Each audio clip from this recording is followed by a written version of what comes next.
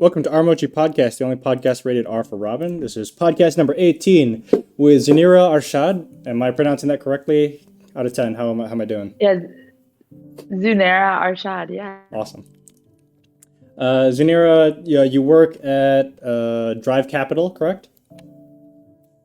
Drive Capital, yeah. And you are a venture capital firm. Awesome. Based out of Ohio.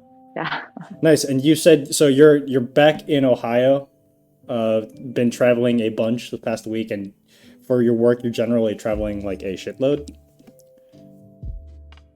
Yeah, that would be correct. That's very correct. I think in the past 2 weeks I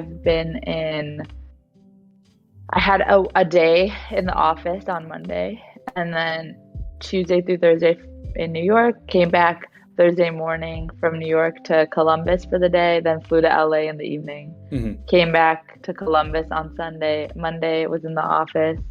Spent a few days in the office, then went to Raleigh, North Carolina, then went to Chicago. Just got back today. And next week is looking like we'll be in New York for part of the week, and then Chicago again for part of the week, and then back. So this job I kind of knew what I was signing up for, but I didn't realize like how quickly I would be jumping into the thick of. Generally, what are you doing? Traveling. Like, what are you doing for all of your travels? Like, is it for meetings? Is it for exactly? conferences? Yeah, it's been a mix of both. I think for the most part, what like 80% of what the travel will be just meetings, meeting founders and CEOs, trying to figure out if certain companies are investable for us. Mm-hmm. But I attended NYC NFT, the NFT conference in New York that just happened. That was more so just to see the breadth and depth of projects that are out there in the ecosystem, and meet like a whole bunch of founders in one go.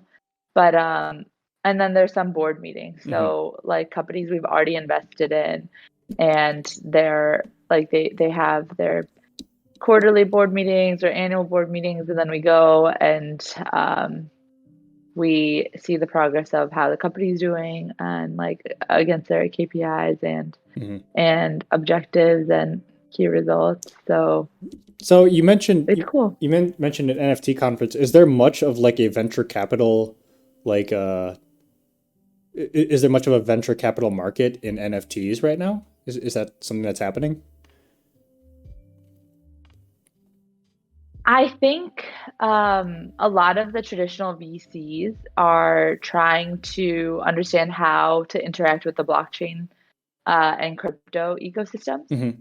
And obviously, like the two use cases that kind of took off were NFTs and DeFi for the most part, that have like had mass amounts of user adoption and traction. And so for us, it's a priority to like make sure we understand the projects out there and see if there are certain aspects of the ecosystem that make sense for us to invest in. So when you say DeFi, do you mean like And MetaMask, I like think specific projects, or like DAOs?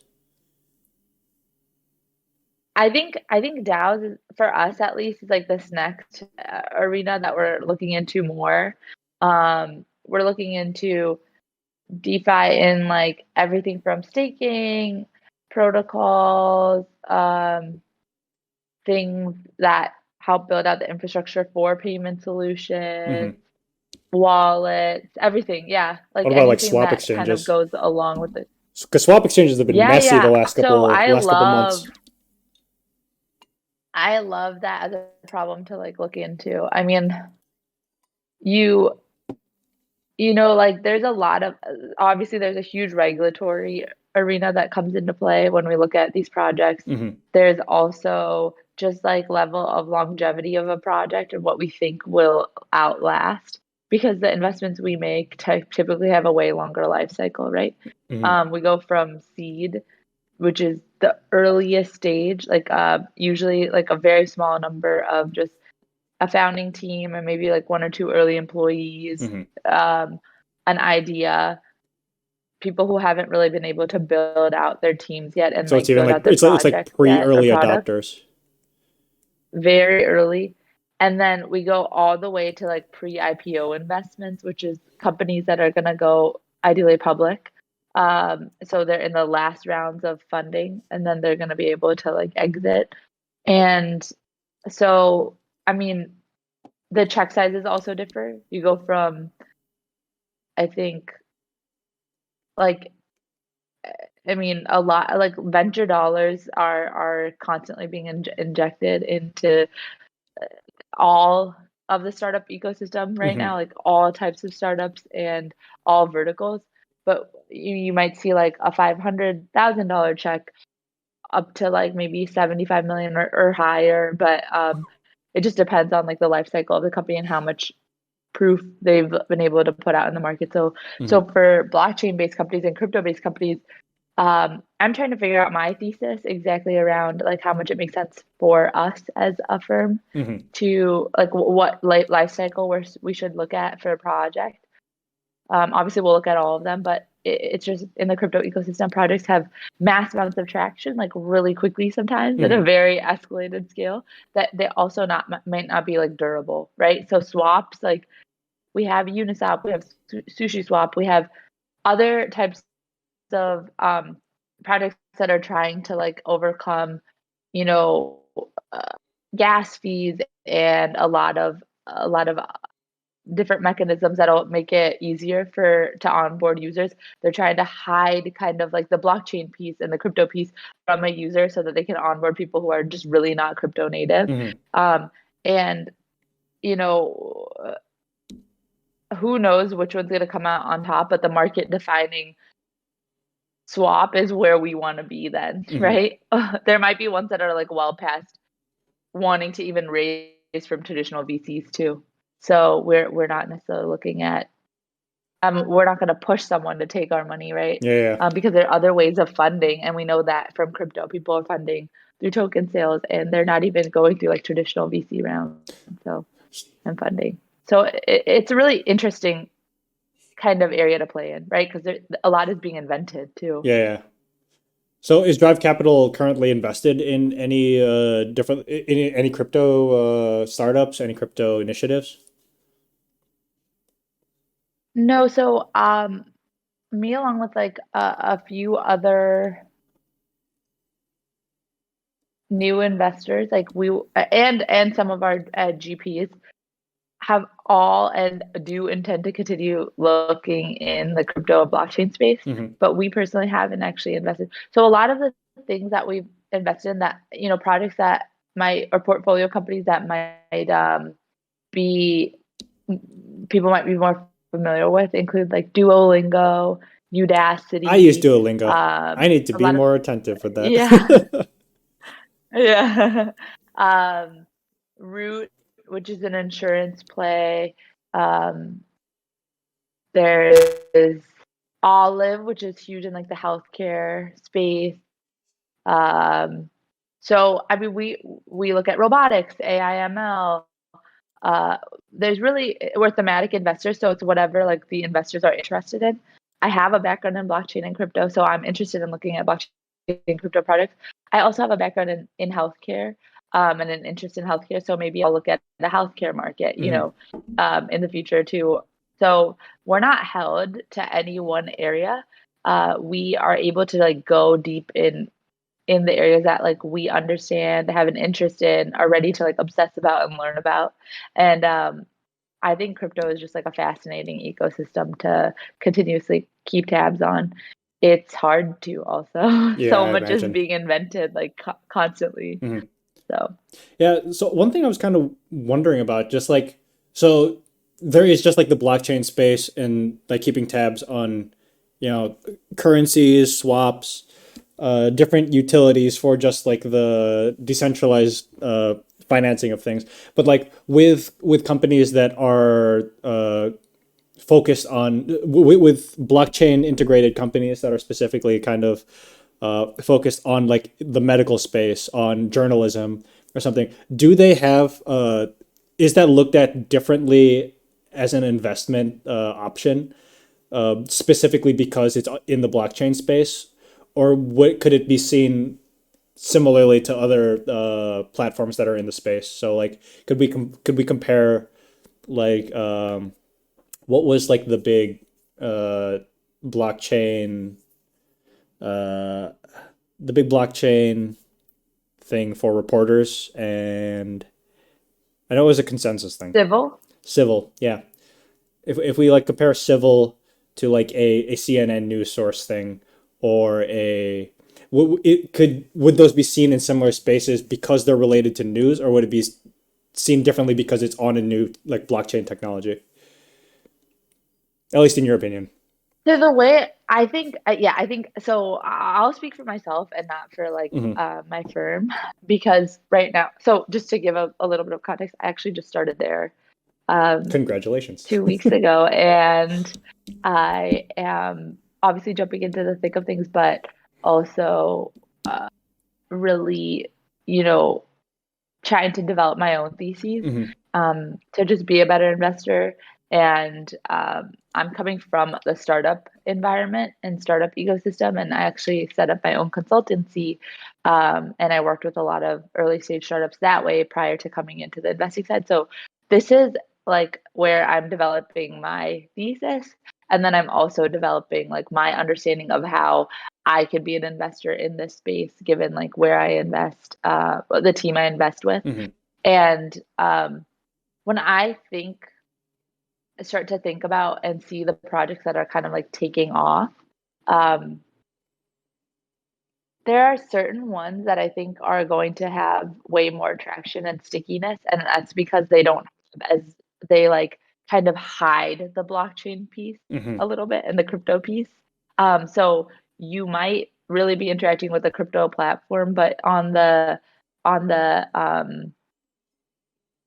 front end, you don't really interact with like wallets and your crypto, Yeah. and you don't have to like kind of play in that space. The people who are building the product are making sure to do that for you in the back end so that you're like invested in a crypto ecosystem Hmm. in some way. But when you're interacting with the project and product, you're not actually Yeah, it's like kind of like like thinking about cryptocurrency at all. yeah, it's like when you go to a supermarket, you don't really want to have to worry about like sourcing nutrition and stuff, or the you know Exactly. the importing, exporting. You just want to be like, can I buy this? Can I eat this? Or can I use this for my toilet's clogged? Will it function? That's a great comparison because you'll have the people who really do care and they Hmm. really want to read the nutrition label and they know exactly like what sort of nutrients they want and what sort of products to avoid or what sort of ingredient lists to avoid. And then you have folks who are just like, tell me it's organic. Hmm. And then you have folks who are like, give me the cheapest price Yeah. item here that like fits this category. And so you have very different types of users. Um, the product that gives you all the information in the like simplest way possible and satisfies all three groups is probably the Yeah. product that is going to be bought the most, right? And so I mean, I'm looking at like analogies to lots of products that exist in the web 2 space and then considering like how they exist in the metaverse and in the crypto ecosystem, Hmm. and without using the words web 3 crypto metaverse, Yeah. I'm thinking like, okay, look, these people are doing uh audio streaming, let's say, in a very unique way that actually mirrors SoundCloud in a lot of ways but helps people monetize on their music Hmm. per like in a more nuanced way and in something that is advocating for the producer of the music more than like other like the individual artists than others who like work around them. Hmm. And this is something that people can believe in and an idea that people can connect with, and so they might actually use a platform just on that, just knowing that that exists. They don't want to know the details of how. Hmm. um like if we go and think about things that way and someone's like, okay, well actually on Spotify, I think I heard this um this like stat the other day, but they were like, you need to listen to 69 minutes per hour of music on Spotify to get your like money's worth Huh. to get the full value out, which is impossible, right? Because there's that Also, 69 minutes 69. in an Aha, hour. very nice. So The Squid Games or whatever. I actually haven't. So weirdly enough, and this is veering off the topic that we're talking about a little bit, We but can veer back, don't worry. I've I've only seen episode 4 of Squid Games, which people think is like insane. They're Interesting. like, "What is wrong with you?"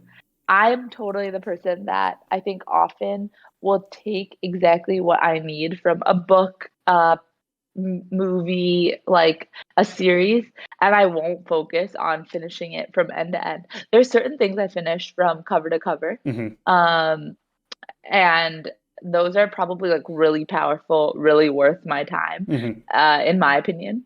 And there's certain things that I like won't. I'll just take exactly what I need from them. So when everyone was talking about Squid Games and I had like a group of friends who had been watching it, I was like, okay, great, I'm gonna jump in to episode 4 I'm and just trying to like think what see episode 4 is if I now. can see the value. Episode Is that 4 the one with the is where they honeycombs? have the tug of rope, I think. Oh, tug of Or war. I think it's episode 4, but it's tug of Yeah, war yeah. using the rope that they like chop. Um Insane, but I got a sense of the characters. I got a sense of like the evil actor, the Hmm. anti-protagonist, the protagonist. I got a sense of like the I got like the visceral, emotional feelings that happen per like when like grotesque events occur, Yeah. like That, that, that, that- within the series. yeah, that episode is And actually a I got a pretty good snapshot. microcosm. But so I mean I could have like a 50% useful conversation on the topic and know what people are talking about, but I didn't actually have to watch I think it's enough the to whole it's enough to justify the rolling your eyes at the Halloween costumes that everybody's wearing. totally. No, and honestly, I didn't roll my eyes because I'm like, look at these people, like what a quick turnaround in thinking about what to do and like wear for Halloween. I'm not a Halloween person at all. Hmm. I would say like I actually like I'm that person at the party where they're like, "What are you?" And I'm like, "I'm the worst person at a Halloween party because I'm wearing regular clothes." Um, but I'm the buzzkill. I'm the buzzkill. I'm totally the buzzkill, and that is, I think that's like why you and I are one and the same in some ways, right? No, I'm totally kidding. But that's a really interesting. I wish I could ask you some questions because I'm like, why is this your handle? Go Um, for it. Oh, wait. So you're talking about my Discord handle. am I allowed to say that out It's loud? fine. Yeah, my Discord handle is Captain Okay. Buzzkill. So it's actually related to like my brother. My brother used to have like a sign-in name for his like Xbox account. It was Captain Crunk, and I'm like, oh, that's kind of neat, but I don't feel like that that embodies me enough. I like to be a buzzkill about things, or I like to just kind of ruin people's time with stuff, and so I went with Captain Buzzkill. Plus, That's it's funny. something. I don't actually see that. I don't see you as someone. I mean, I haven't known you in depth and like for a long time, um, but I think there's probably a lot of nuance to what that actually means. And we probably can't get into it, but I don't think you're a I buzz. hope It's so, funny because but at the I mean, same you're time, literally entertaining these conversations with all of these people, trying to find out like what makes them tick. I think that was a podcast that I tried to create once, by the way. hmm, Um, and we didn't end up actually doing it. But we're just like a bunch it's of friends. yeah, back at consensus, we thought about I think it was me and my um, teammate at the time, Everett, Mhm. and we're Is it like, Everett Muzzy? yes, Yeah, yeah. he was on. I think his He's super podcast cool. number 11 or 12. Yeah, exactly. So we thought about doing this thing um, called "What Keeps You Up at Night." Like Hmm. I think that's what we were calling it, but it was a podcast about just like understanding like what makes people take what they think about in the evenings, and that came from like the fact that a lot of people got obsessed about crypto and blockchain and Ethereum And we were like, what is in common with, what do these people actually think about and what caused them to like get here and like care about these concepts? And I mean, for a lot of people, it probably was just like the new exciting thing. They'd Hmm. done like Web 2, they'd done Web 1.0. They had been like early adopters in a lot of ways. And they're like, this is the next real thing. We'll make money in this space, or we'll build like at the next stage of our career, we'll build something here. But for a lot of people, it was also like, wow, for the first time, like people like me are going to be represented and advocated for with tech tools. Um, as long as we build them right, I want to be part of that. I'm like, Hmm. want to make a conscious effort of making sure that I have a voice in the room as we like build out these projects. And so there was like a lot of different takes and a lot of different types of people and diversity of thought that has brought like has caught people's attention, um or a lot of different, I guess, stimuli that have caught people's attention and like brought them into the space, and we were just very excited about exploring that. So what do you think brought you into the space? Was it more of like an ideological pull, like kind of taking away power from like banks, the industrialized or not industrialized, but the centralized system, or was it more of like an early investor kind of like jumping on it while it's still fresh, while it's still being built out? Funnily enough, like when you hear that I work in VC, Yeah. people might have a guess that's like one way, but um I mean, this actually probably a better way to answer this is like dialing back a little and talking about what I studied in when I was in school Hmm. and how I even got interested in like databases. But it's very to the short answer to that is ideological, Okay. or philosophical, I think.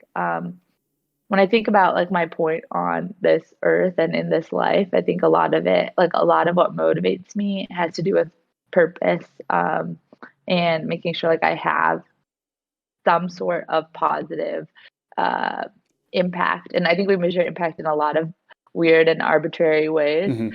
But I definitely care about living a life worth living, right? And so when I think about what brought me into the space, it's really interesting because a lot of it was just like combined with who I wanted to be and who I saw myself, like a future self of mine, myself as. And then on top of that, who like I am, which is just like a very curious individual, and how like those things converge and brought me to the space. So I studied global affairs it when I like first was in college, Hmm. and where I went to school, basically I thought the global affairs department was like awesome for people who want to work in security, or learn about like foreign relations and then go work in the government, Hmm. but from like a You went security perspective. you went to Yale, correct? Um, yes, I went to Yale for undergrad. So basically, I was really interested in like development, and I think like um so many people were interested in like the on the other side of things that when I was in class, I was like, I think there's a better way for me to like study this stuff. Hmm. And that came in the form of like studying global health. So like I kind of doubled down on that. And the reason why I did that was, one, my parents are physicians, they're pediatricians. So like I had an interest in the world of health, but I just didn't know like what sliver like was my piece. Like was it being a doctor, or was it being like someone who just like studies population health? Or like an And epidemiologist or something. yeah. And I honestly, I was sitting, I think I like took an intro to global health class. I didn't even know global health was a subject Hmm. when I first entered college, but I took this class, thought the professor was really cool. And then I was sitting at dinner and I heard this med student talking about, actually like just recounted the story today, so it might be a little long-winded because I'm probably gonna embellish with even more details. But I I haven't talked about this in a while. But essentially he had been doing research on the Syrian border, on the Turkish side Hmm. of global health research You with said, Syrian sorry, you said population, refugee population. you said the Turkish side of the Syrian border. Yeah, so Kilis and Rahanla, Turkey, and Gaziantep. A lot of Syrians, came from around Aleppo during the height of the crisis into these cities. And This is Killick, like the New York around. Times had just published an article. Sorry. What years was this? Sorry, go Was this ahead. like around like the ISIS, like the rise of ISIS in the This area? is right before. Ah, okay. Yeah, so 2014. So this is during the basically like rise. Hmm. So I heard him talking about his research and like how stressful the situation was. And I was maybe 18 or 19 and I said, "Dang, like I want to see what's going on there because the news, I was really interested in like global health, but from like a journalism perspective as well." Hmm. And I like wrote for the YDN and I worked on YTV.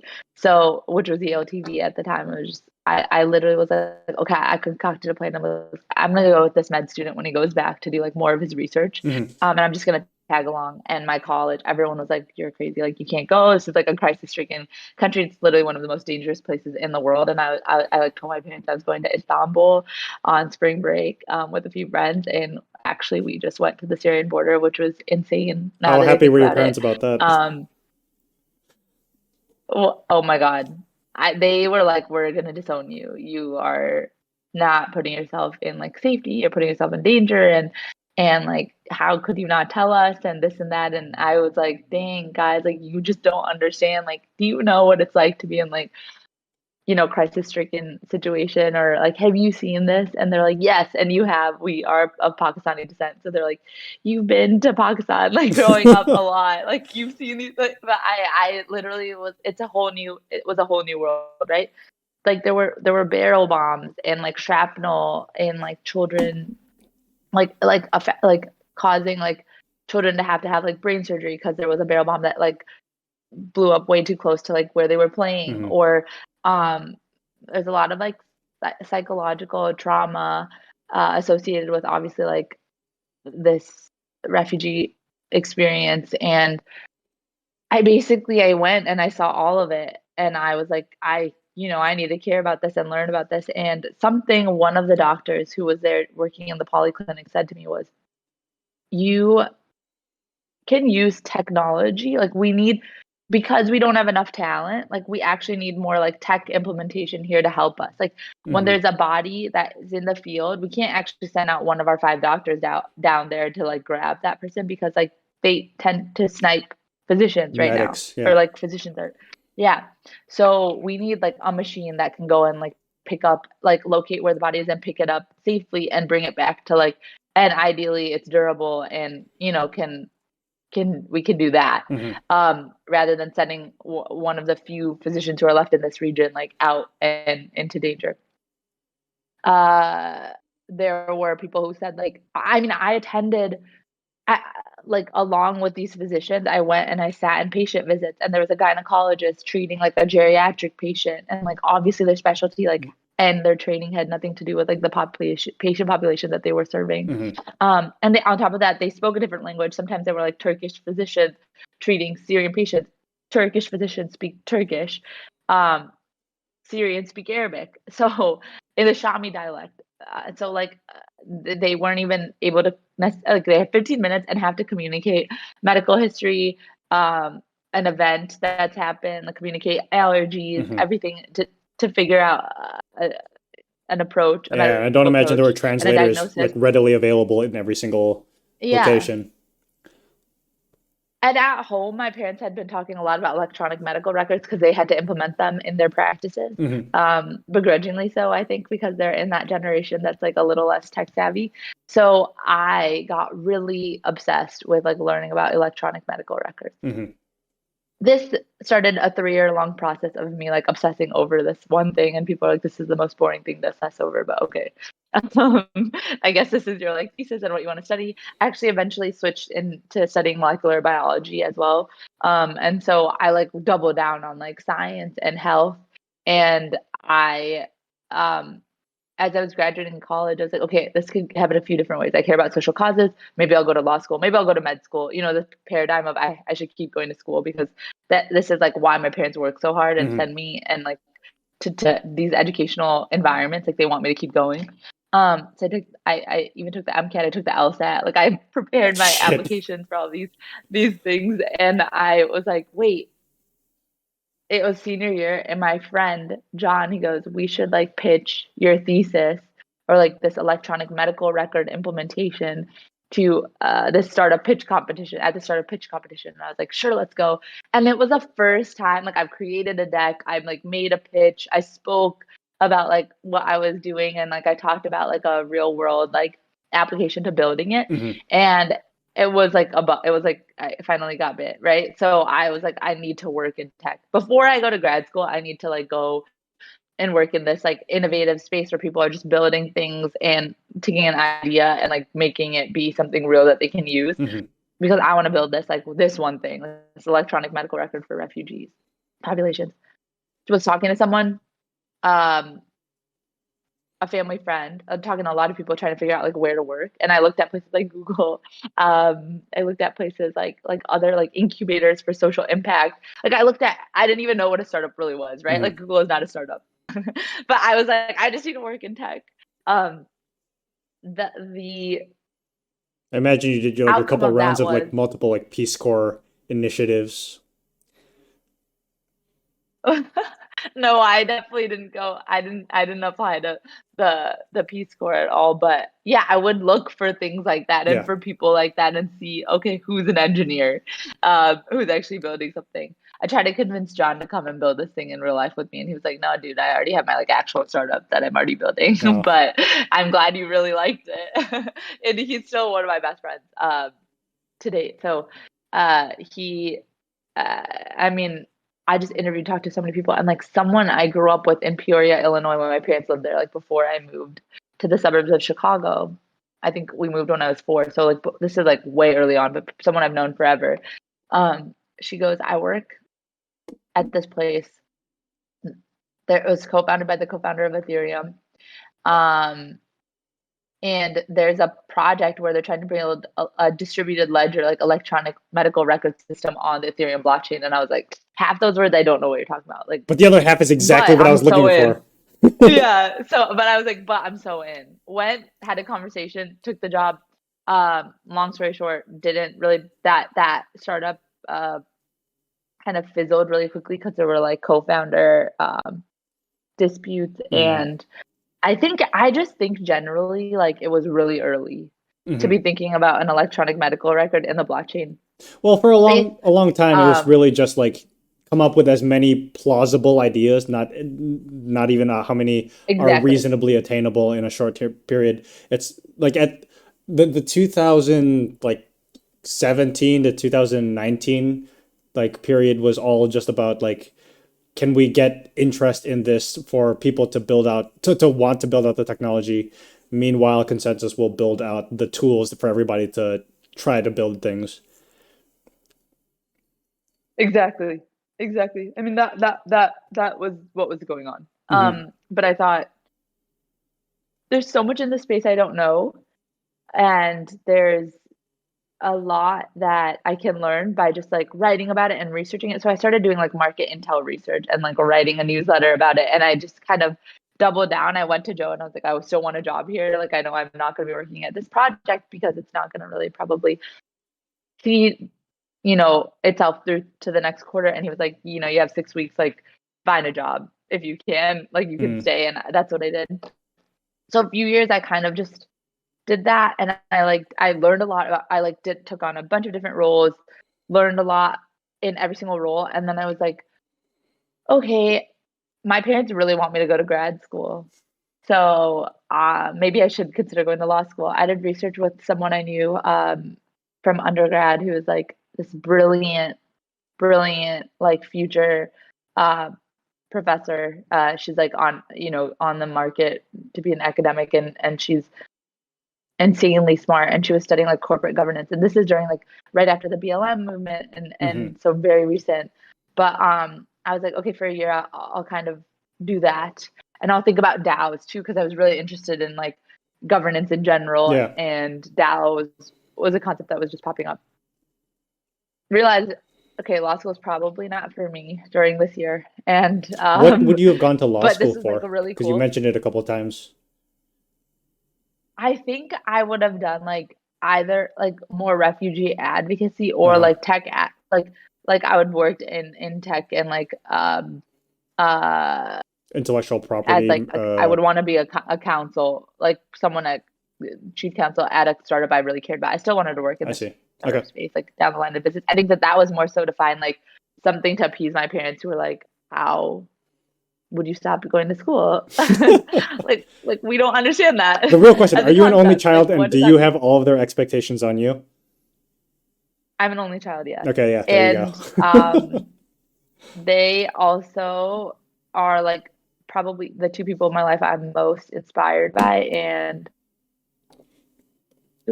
they are wonderful human beings who've done so much, who care about their communities that they live in and back home. And I really like admire them, and so I was like, maybe they like know the answers, but also they don't work in the space I do, Hmm. and so they said to me, they're like, okay, great, like you know, jump through hoops, explore these things, thank you, but maybe you know your path best. And so this is my whole story. Wow, you're barely talking. I'm so sorry, but No, I mean, like, I I really really do don't feel want to, I don't want to derail the story when you're like, you said yourself, like, you don't have many opportunities to, like, tell your story to, like, an audience and just kind of, so, well, I don't even get to think about this as much because I'm in the thick of my job is to listen, and maybe I don't do the best job of it, but like hopefully I'll continue to like grow and learn. I think my job is a mix of two things: asking the right questions and listening a lot. mhm. And I love that. Like I thoroughly enjoy that. But I also think, to answer your question about whether like my approach to life is philosophical or and ideological, or more oriented about being like an early adopter and making Mhm. myself like a sheer amounts of wealth. Like, um, there's gonna be a little bit of truth to both things. Maybe I don't know if it's about like I mean, obtaining money and ideally you capital, would but I always do think want to be. capital is really important. Yeah, ideally you would Yeah, always, ideally, but yeah. I mean, this is all to say, like, I went down the journey of thinking about practical life and maintaining a quality of life, you know, so I do have to make a living, and I do care about how and what I do day to day affects like society, Mhm. but more so, I was really interested in things that I thought would lead to like a better world, you know, that we're building, What was a better way to make like and a we all more have. positive impact? Yeah, and maybe because of the way we talk about impact a lot, I do like think about how can my efforts and like my time go to like the broader like spanning impact, or like how can my effort and my time actually be used in a Most way efficiently. that I build something that yeah, I don't want to say the word efficient. I was really avoiding saying that, but Yeah, yeah, exactly. but everybody Um, kind of needs to think about it in some capacity. right, yeah. So I mean, it's a mix of things. Like I started to do more of that legal research, realized like, okay, this is probably not the former arena through which I'll probably keep thinking about the ideas and work that I want to do. Hmm. But this was really useful in helping me understand like how the legal world kind of works Hmm. right now. Um, and I went back, I just like started this consultancy, and I started working with like startups in the crypto ecosystem again because so much happened while I like dipped out for a little. Hmm. You know, the rise of DeFi and NFTs, Yeah, and it was shit like moves all fast. starting, and so it moves exponentially fast. Yep. And I did that, and I had a friend from college reach out to me randomly and was like, "Oh, I see you're in Chicago. Like, I work at a VC firm in the Midwest. We should catch up. I'm going to be in Chicago." And I was like, "Sure." We were just talking about NFTs and crypto, and he's like, "How did you get into this?" Like, where we went to school, we were not encouraged to necessarily think about startups and innovation as much. Hmm. It's like we could, but you had to seek it because the things that Yale is known for and does such a good job in like are really It's like putting you into I mean legacy, they're next successful level in industries. the humanities. Yeah. Yeah, maybe, but I think more importantly, like I learned how to write and how to communicate ideas and like the really important soft skills like I probably needed to know while I was there. And then those like it was my job to go and like find the thing I needed to be working on. Hmm. But it wasn't like a school where everyone was starting companies and like, you know, pitching to accelerators and VCs and like we weren't that. There are other schools that do that and we just weren't. Hmm. And he was saying, you know, you should just come out and like visit Columbus. And I was like, sure. And everyone's like, okay, like so you should be a VC and you should be an investor because you know maybe you'll look at projects and think about projects in a way that that'll just help like you have a different outlook than we all do and they really just valued I think the fact that we all have like a diversity of backgrounds that will allow us to just look at projects differently Hmm. from like each other and I think that that does have like immense benefit when you're trying to return capital. I Hmm. think that that does, right? Like I think you're just going to look in more places and at different things and you're not maybe not going to miss like opportunities you otherwise would have just because you didn't have people who like those things and thought about those things Hmm. on your team. Also, they were just wonderful people. And I think that that matters too. I'm like I think these people actually care about the means, about the things that they're investing in and the impact that it's going to have in this world. And so if it is about injecting capital into spaces and like building things, well, I want to do it with people who actually care about, ideally, like express opinions about bettering the world and like do genuinely like are nice people, you Hmm. know, like and care about doing that in a way that is honest to like their own morals, a moral compass. So I'm really driven by purpose and like the approach to getting to where I think I should be, or building like out something that I think should exist in the world. But Hmm. I've also realized like maybe I'm not the smartest person to go do it, and like maybe I'm not the person to go build it. I would love to be around for the journey when someone else is doing it though, and like facilitate in whatever way I can, and ideally like also be able to think about a lot of different things and ideas. And so it just fit with my personality too. I think that's like hopefully also the direction with like Mochi. The idea is to kind of be around some of like the change makers and people like with the good ideas that are like starting things and seeding the right kinds of like goodwill and good intentions in like making things hopefully better for us technologically in the future.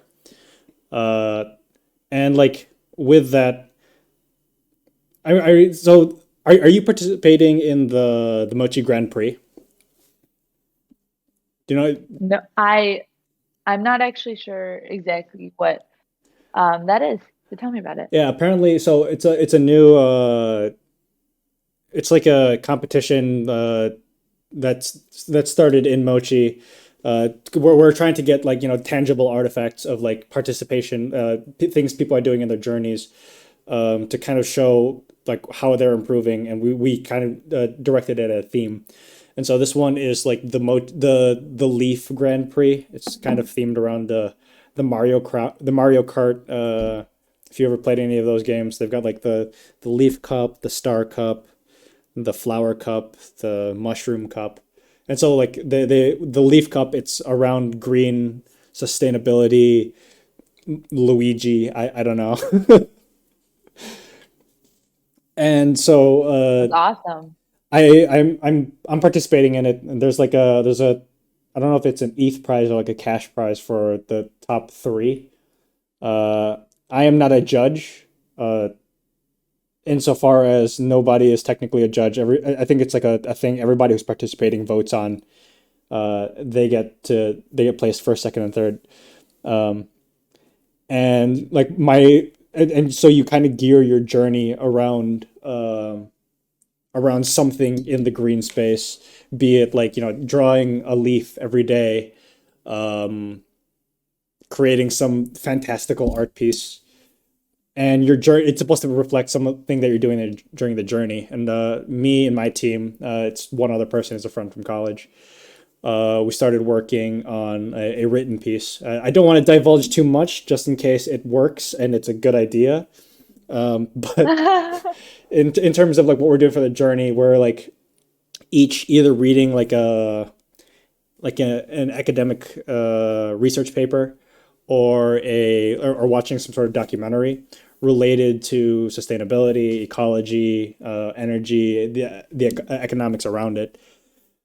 And one of the things that like I tried to focus on, because like I studied economics in college, economics and English literature. I focused on just kind of like how feasible it is to like seed funding for environmentally sustainable portfolios, and businesses that are trying to do more of that. And a lot of the large consensus around portfolios that are directed towards like goodwill, so against like recycling, against so for recycling, against non-renewable resource energy usage, against things that are socially reprehensible, like slave labor or whatever. Like those portfolios generally don't do super well. And the consensus around a lot of these is like you can do more goodwill investing in things, making money, and then and then directly putting it towards funds that you know about and care about, rather than putting money into a lot of these companies, losing money, and then pulling out when it kind of fails.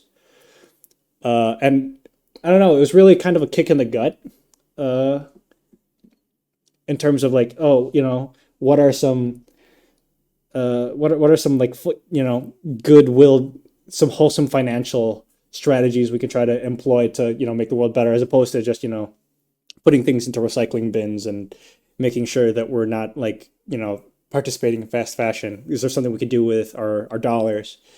And investing just doesn't seem like a super at least like financially sustainable way to be doing it for like the individual, uh, which is weird and unfortunate. I think that um I mean, first of all, I didn't realize the competition was happening, so I haven't actually thought of a an entry or anything like that, but maybe I'll think about it. Um it sounds awesome. I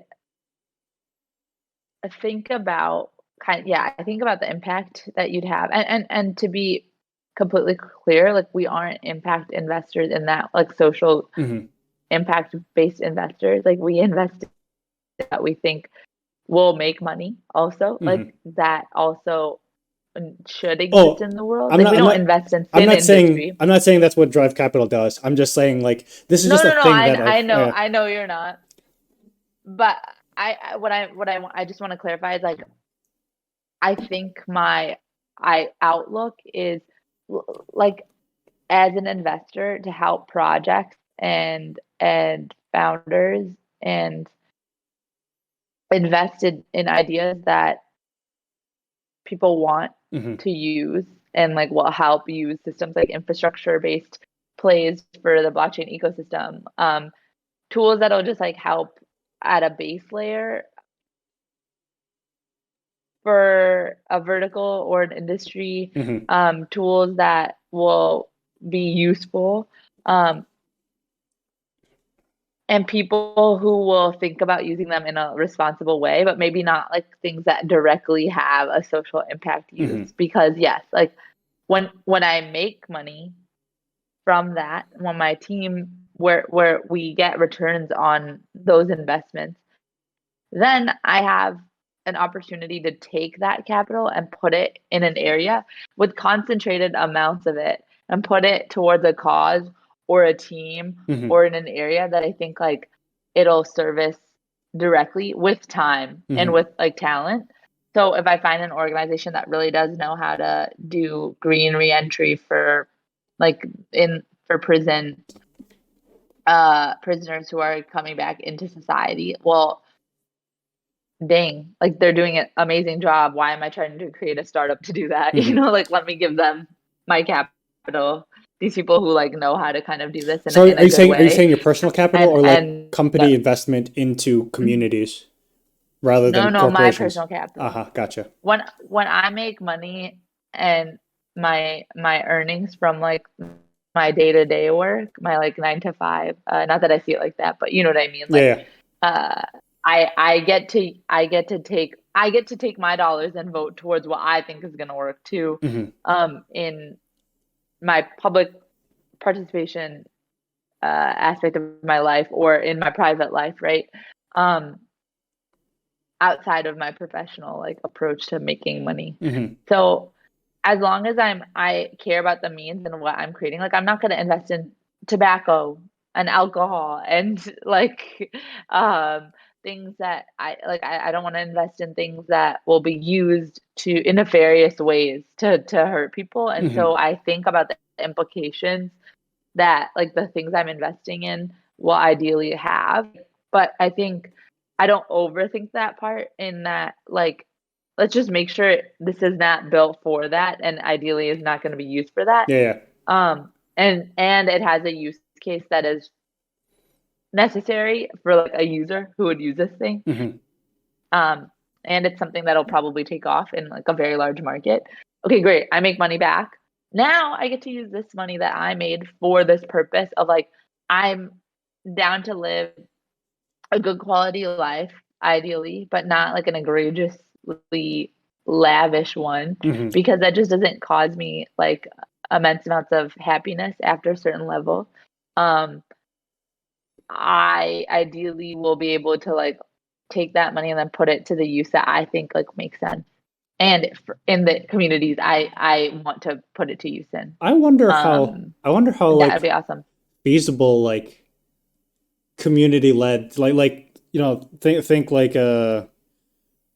Lincoln Park or like uh a Bloomingdale DAO. So it's like could communities organize governance through like the blockchain token model? I wonder if that's in any way something that could be implemented in the next 20 years. That'd be interesting. Just doing like mayoral votes I and think like people are working on that and think about that and they do want it to work that way. uh I think that that is like a vision that a lot of people have for it. Now, how that comes to fruition mhm. is going to depend on the people building the things, the people using the things and piloting them and seeing if there is Hmm. um, Yeah, real estate participation. I you mean, could Mochi, we're switch. doing that, right? Yeah, you could change like real estate investment into like token ownership and like staking in the community that way. I don't know. Yeah. I never really think of it that I way. think I mean, people do are also looking at like fractionalized ownership of real estate, Hmm. and then thinking about how you share property and how then you have to probably vote. And obviously we have um, IRL like non-technical analogies to that with boards at like condo associations and Hmm. stuff like Yeah, that, yeah. sort of. But this will look different, and I think this will also if the system is built or like the rules that are created actually like incentivize thinking about betterment for everyone as a whole, I think that that's when you like you might get people participating in a it's just reframing the way you vote, Yeah, right? And like it the would mix areas you around. vote in. It would change how like traditional politicking would have to operate. Yeah, and maybe like a good place for us to start or thinking about how to bring that world about is just thinking about what do we need to build to be so that someone else can come build that world Yeah. or that product that exists in that world. Maybe there's something we still need to build right now Hmm. before we can even get there. So So what's that thing? as as an investor, as a somebody working at a VC firm, um, what to either like the layperson or probably like more it might be simpler for somebody who's just kind of casually into crypto. What are like kind of signs, at least in the early, because we're still kind of in like a semi-early crypto space, of like startups or initiatives that are worth seeding, as opposed to, people just like, which tokens are having the most ROI for this given period. What would you say are kind of like in your mind like hallmarks of things that are worth backing with your own with your own dollars, as opposed to, playing with somebody else's money? I think a lot of the stuff we've talked about, I think like infrastructure tool, like dev tools plays, like if there's an ecosystem that's having a hard time building out, no, like the Web3 applications are crashing all the time, and then Hmm. someone has diagnosed that the problem has to do with like how the node server uh interacts with, how a certain type of node interacts with the whole network. Hmm. And then they figured out how to like build more of those nodes or get more of those nodes on the network to like stop causing the application to fail. Well, then investing in that infrastructure um, improvement is going to allow more people to build on like that L1 or L2. So Um, I think my but question besides is, that, like the DAOs. uh Oh, sorry. Go ahead. I think my question is kind of like, so my parents, they have a little bit of crypto, like my brother's recommendation, they should just like have a couple of coins. But to them, it is still strictly, it's still essentially like a stock, where you're just like speculating Mhm. on relative price. It'll probably go up in so many years, but crypto to them is still specifically an investment in this intangible coin. When, you know, in my mind, and I think in your mind, it's really about building the ecosystem, building out the space and the tooling and technology for more companies to build on this and make things actually properly decentralized. What would you think is like the best way of kind of like communicating that as value, as opposed to just like the raw token value that you see on the charts on like Coinbase or whatever? I think, and this is not investment advice, but the way I look at things, I ideally they're interacting with some of these projects Yeah. and they're thinking, "Oh, I would use this," Hmm. right? Or if not, like what do they think will last for the next, 10 years and appreciate in value? Hmm. And like a lot of that stuff that's more durable might just be a token for the, largest blockchain networks out there without being too Yeah. directed. Like that might make sense. I mean, I think you have to, I think for them it's like worth asking questions and trying to wrap their head around some of the concepts, and like they have people who can actually give them that information Hmm. um and break it down for them, might be patient with them as they ask those things. And then once they get that, I think then they use like their own gut of what they would use or what they think would last for 10 plus years. And yeah, you can look at like where people like the projects that people are talking about the most. I mean, when you invest in a stock today in like um, you know, Fortune 500 companies or something, you're looking at something that you think is going to be durable and is going to appreciate in value. And sometimes a way to look at that is like, do I use this company's products? Do I think that I'm going to continue to use them? Hmm. Do I Well, generally, know people who use them and like them? generally, Maybe it's at that simple. when people generally invest in like Fortune 500, S&P 500, it's mostly because that there's, assuming you have a diversified enough portfolio as recommended by a lot of like mutual fund brokers, there is almost a guaranteed return regardless of how many of those companies you are actively using. Like, I might not be. I mean, not, I don't mean an index, sorry. Oh, I okay. mean, like, if you look at the companies, the largest companies that exist today, Yeah, and you yeah. like decide which of these, for five of them, where am I going to put my money? Hmm. I personally think about like what I use and what I think I'll continue to use and what my friends like. So like the Apples, And Googles, Amazons, Teslas. yeah, like I obviously there's risk of being wrong, or and there might be like a new innovator coming in and like beating these companies Hmm. and in what they do and replacing them. There's probably a larger likelihood of maybe like a pivot or like a new and a new uh, concept coming in and creating a whole new vertical. Or regulating There the might be a new company that monopolies. like goes, yeah, yeah, but I think, I mean, we still do vote with our dollars, right? Like, and if you want to see something continue to live and you think it because you actually use it and you like it, then maybe like invest there. But this is a thing If also with like a lot of internet services. So Amazon, sure, you would pay regularly. Netflix, you would pay like a monthly thing. But like, most people who use like Facebook or YouTube or Google have never given a single dollar, as far as they know, to any of these companies. And so just kind of like changing the transparency of how a lot of these companies are making money and being more like holding them actually properly accountable for either like fair uses of data, fair usage of data.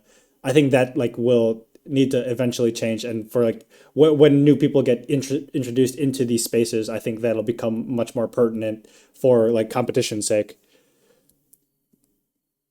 I don't know if I'm just rambling. Sorry. I agree. No, no, I think that like that's a way to look at kind of new up and coming. Okay, let's take an example of a competitor. Like there are companies that have come and have had seen a rise that like have disrupted the space for a legacy player. Mhm. Um, uh, Intel has a competitor out there in the market that's doing really well, right? Nvidia, I believe, Um, or AMD. yeah, AMD, yeah. Nvidia, AMD, and Nvidia are like things that have come and done really well because people like buy and build these computers at home that they're going to use, and then they've just decided that that product actually is better for them Hmm. and that spec, is what they need or whatever. I mean, I'm trying not to get into the weeds of like what they actually do, but um cheaper, better product. Great. I'm going to buy that. Yep. Great. That stock soars. So now like they have to pay attention. Maybe they're gonna, you know, there's a couple of different ways a company like that then pivots. Like we've seen IBM stop making computers, right? Yep. Like because they all use Apple now, Hmm. but they pivoted. They still exist. I So mean, Amazon also like we're gonna used to be just books. Like their biggest competitor for a long time was just Barnes and Noble. totally. So I think, I mean, what we need to do is we need to think more critically about like the projects that we or the pro. I keep calling them projects because in my mind, I'm like they're still Everything's a work in like progress. everything is under progress. Everything is either gonna be short lived, long lived, but it'll probably come to an end someday in some way. Hmm. The giants all have other people come and replace them. You can never be the best at everything. Um, Someone will come and beat you one day, right? Or like beat your record. And I I think that I personally like I don't want to like espouse like a certain outlook on life or like be preachy, but I do care about the harm that is caused by certain companies and Hmm. certain players in the space. And so when I think about what I can do, as small of an impact as it could have, it may have like a minute impact. I still am going to try to do the thing that I think is in line with like my understanding of what's like morally right. Mm-hmm. And so that's why most of my money I put in cryptocurrency, because I just think that there's like a likelihood a higher likelihood that me investing in that is going to make me feel better about like what I invested in Mm-hmm. for the future that I want to build. Yeah. And I let it kind of, without doing like too much analysis and too many predictions about the future and stuff like that. I do kind of just like let it sit there Mm-hmm. and bring it back to like, will I respect myself as a human being for putting my money into this thing? What about like NFTs? You big into the I am very supportive of like artists and creators, and my outlet is writing, right? Mm-hmm. So and I wouldn't, You I should think write it for the next sometimes zine. can be Zine just came pretentious to out. call your yeah, I know, definitely. Um it can be pretentious to call yourself a writer, but like if you enjoy the act of writing, like that's something I enjoy that I think is like an artistic Mm-hmm. outlet. I wouldn't say I'm like the, you know, premier novelist of our times, like of the millennial generation. I'm definitely not, but um, like that's my art. That's what speaks to me.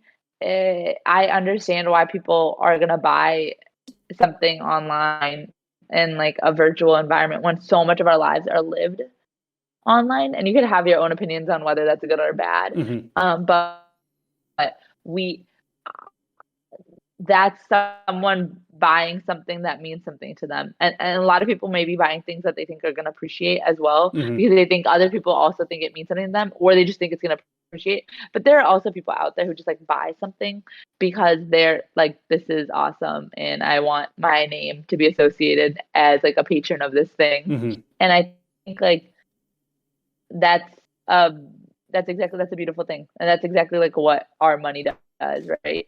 Yeah. As consumers, I think one but I personally don't have an NFT, which is a funny thing to admit. But I don't.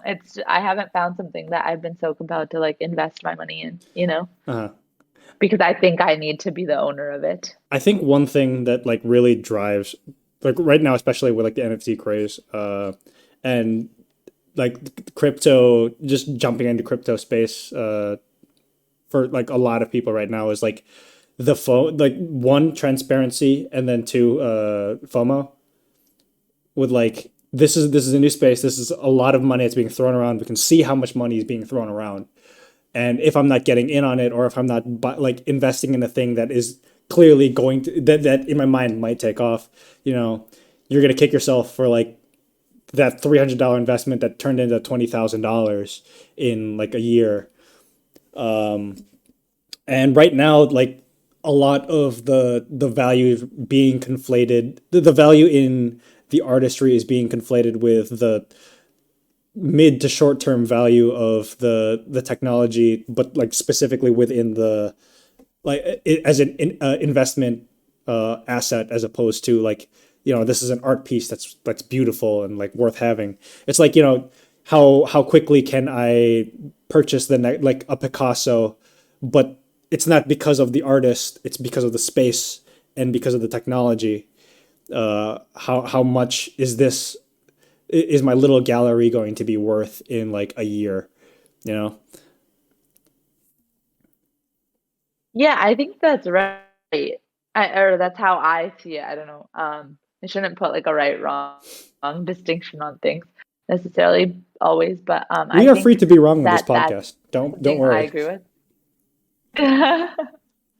um, I would say I agree with that statement though, like in how I see it, what's going on. And, we may be wrong down the line. Like people may really just have been about this like space, and it might be like very durable and sticky, and people will continue to buy NFTs um, at this, like at with these valuations, and Hmm.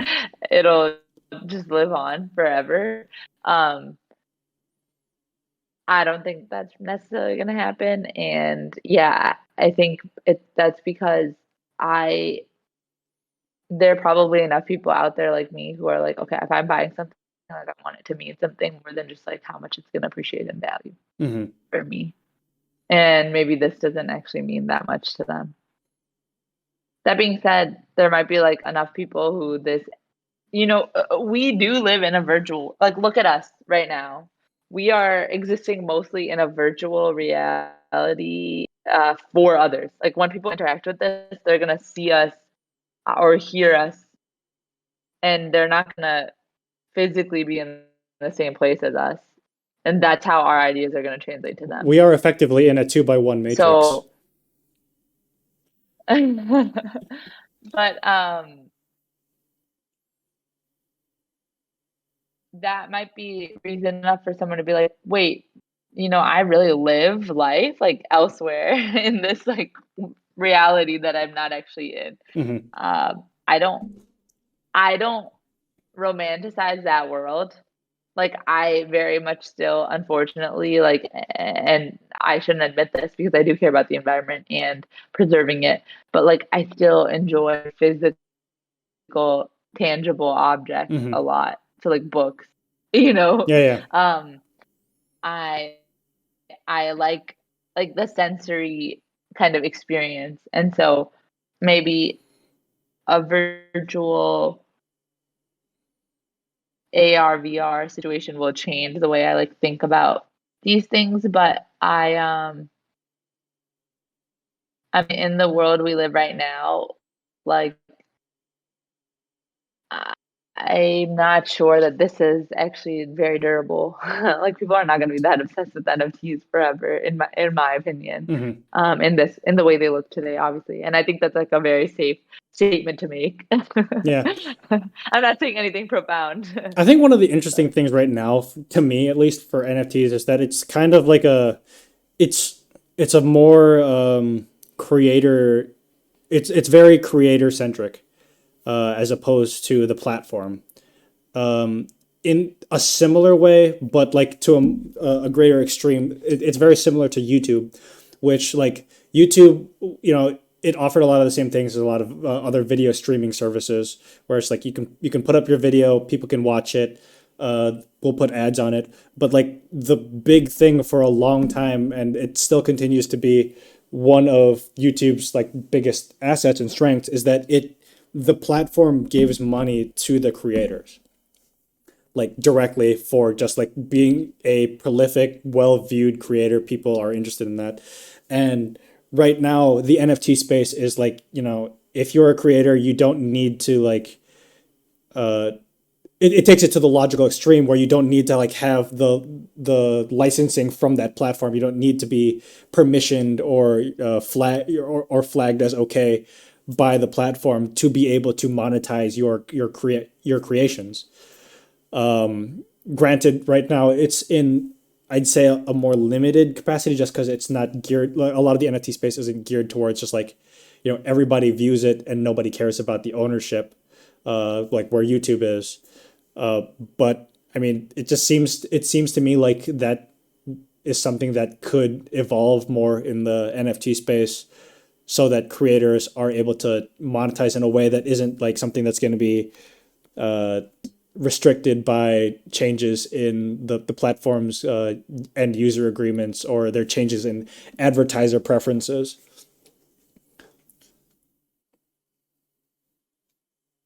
no, yeah, I think that is definitely something um that's like there's going to be a dynamic shift in how how we think about like the or how people interact with NFTs, and that's gonna come with exactly that. Like, the people are gonna just, I think, have a lot of um uh, I think they're just gonna get lethargic of like what this is and just get tired of having to play in this space where it doesn't actually like mean that next dimension, like that next thing to them. It's not something that people like care and think about. And I think when folks go back to looking at an NFT and like caring about the ownership Hmm. and caring about who actually produced it, that I do think we will have that change. I think that'll just change the like traction that the space has. Hmm. Uh, Real fast, I made up a short list of hot take things. Would you mind going through some of them? Okay. Okay. Um, Okay. Thoughts on the new metaverse? Metaverse being Facebook's fucking rebranding as the meta.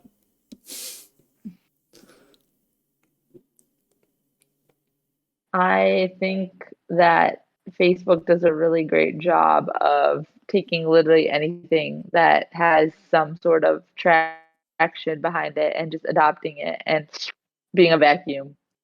Yeah, and we already knew that, and that's what they're doing. Perfect. Okay. One thing you like about the world that should continue to improve. I like that. I think um, we're starting to hold people more accountable. Hmm. I think that the world that we live in right now is where it's like there's a lot more transparency, there's a lot more flow of information, and hopefully there's like a purification in the stream or the way it's presented that's like a little bit more I think even like more transparent and like more honest to the core true sense of what's happening. But I do like that there's more accountability on people's actions, on like how they live their life.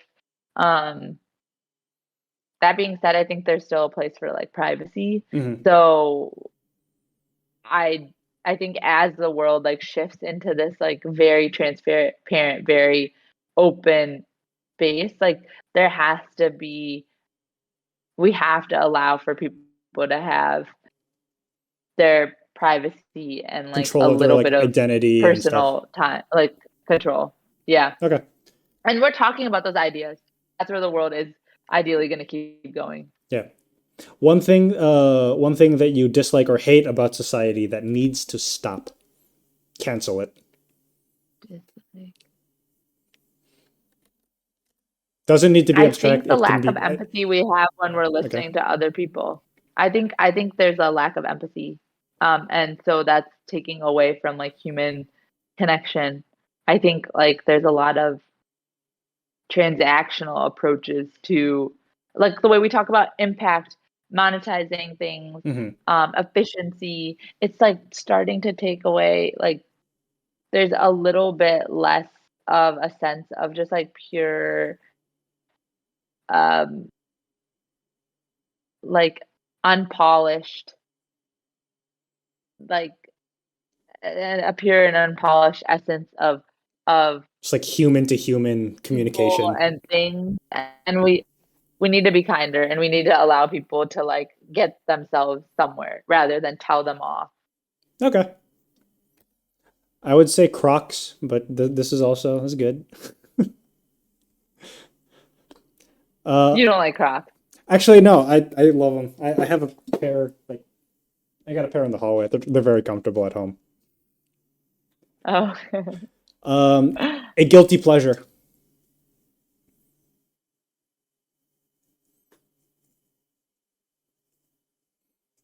Dark chocolate. Ooh, how dark we talking? I like try to tread into the 90% Hmm. arena, and I'm like, damn, I really shouldn't have done that. 85 is your cap. But Yeah, I've actually been turned on to dark chocolate in the last couple years. Like it's weird. Can't go back to like milk chocolate in the same way. It's just like, oh man, this is too much sugar. it's just not the same. This ain't chocolate. It's like blue cheese. I never thought I would ever eat a meal that had blue cheese in it, and like now I do. And someone once said, and maybe this is very psychological, someone once said to me, listen, this is something you just start liking as an adult. Mm. And I don't know if I like actively seek out blue cheese, but I eat it now. So there we go. Okay, yeah, that knocks out one of the so like something that you kind of like grew to love. Uh, and then last one. I don't know if I love it, Okay. but Do you have anything that comes to mind? Something that you grew to love? yeah, writing, I think. Um, my mom used to tell me, hey, like, why don't you try to summarize this and Hmm. go for brevity and concision? And I was like, that's so hard. And I would just like recount every single detail. And I think I still do that sometimes. Hmm. But like the craft of writing and loving that, that's something I definitely grew to love. And it actually informs like what I do in my free time Hmm. because I love writing circles and thinking and talking about the craft of writing. And I'm like, I nerd out about it. And I think that was very special people came into my life who like taught me how to think about writing in different ways. I always appreciated it, but I never like appreciated talking about the like approach. And I just like love it in Hmm. a weird way now. Yeah, my favorite high school teacher was an English teacher, and she told me I have diarrhea of the mouth. And I frequently need to cut out the phlegm in my writing. Uh, Oh, yeah, it's problematic. If you read my piece again, New Zine recently came out. My piece was as salt. It's meant to be deliberately difficult to read, but it's supposed to be fun your first way through. okay. I'm gonna read it. Please do. Okay, and last one: most over criticized or overrated celebrity, whatever celebrity means to you.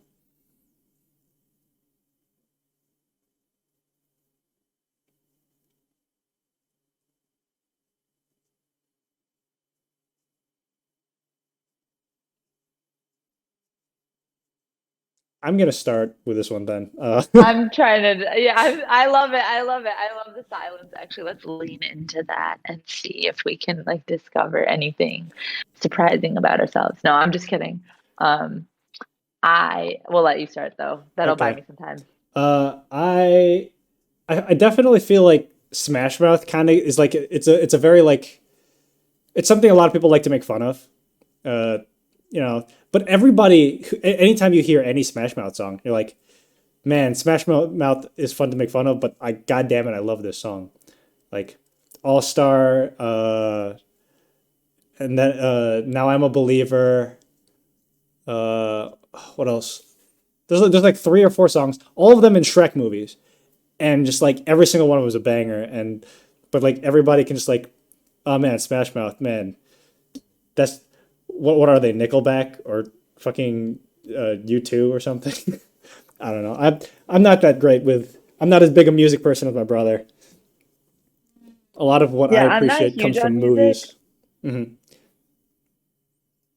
No, I think I'm exactly like that. I love music at times, and then I think that's actually music can be overrated in general. Okay. How do you I mean? go, I go months of, I can go like a stretch of months without playing a song Hmm. and playing music. And I like that about myself.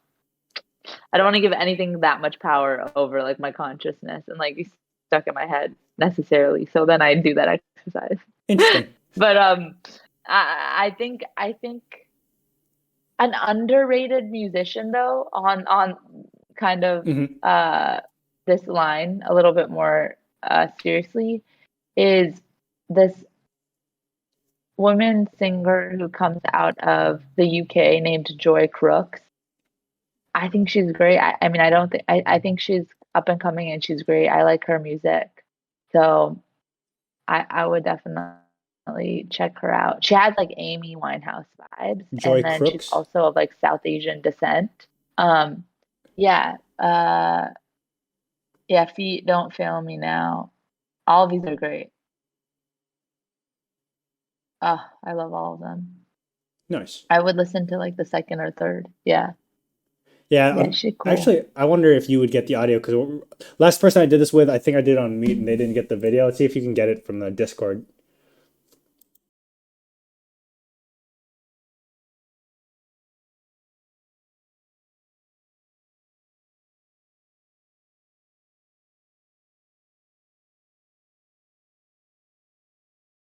Well, it's a good thing because generally, so my recording is going to have it, and depending on how long I put of any song or whatever, I the video could a part of the video might have to get muted in the on YouTube because copyright and shit.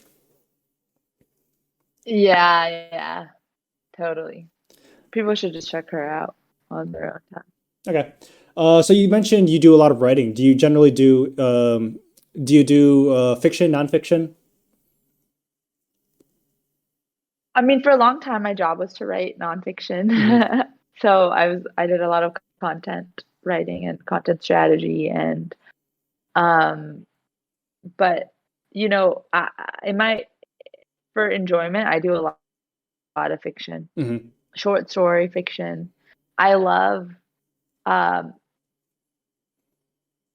people like Gabriel Garcia Marquez with Chronicles of a Death Foretold. Uh, Exit West by Mohsin Hamid was an interesting book. I don't know if it was necessarily like my fave. A lot of famous people have put it on their list, but it was like a short novella that I think was interesting.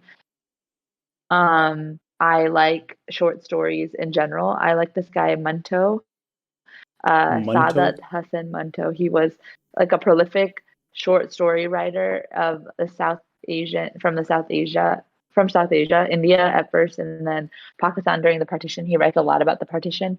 I particularly love this short story called Toba Tek Singh, and it's really interesting. It talks about the um, way like folks who were in asylums, whether they were Hindu or Muslim, and depending on like which asylum they were in, were transported across the border, even though like they didn't understand why they were leaving. Like they didn't understand the concept of the partition. Hmm. All they knew is that they were like literally being taken from one place to another. And it goes deep into the story of this one man, Toba Tek Singh, and it's so beautiful.